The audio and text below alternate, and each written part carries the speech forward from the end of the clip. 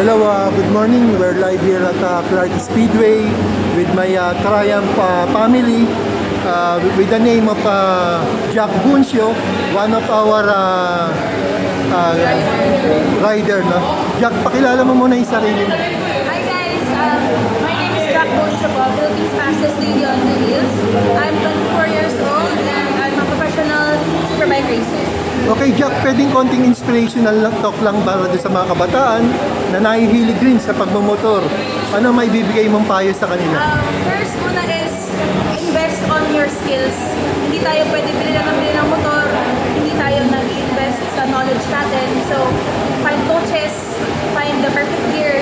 Hindi lang yung porque mainit tayo, sabak ka ng sabak. Kailangan din mag-isip.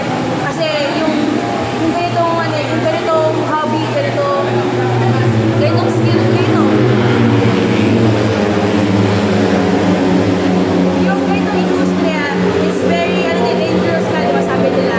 So, kailangan mo rin talaga mag-ayos, invest on before ka mag-go into magmamotor, magkakarera. Kasi hindi ka naman pwede pumasok dito ng wala, gusto ka lang pumasok dito, gano'n.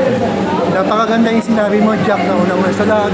Ako'y nagpapasalamat sa iyo na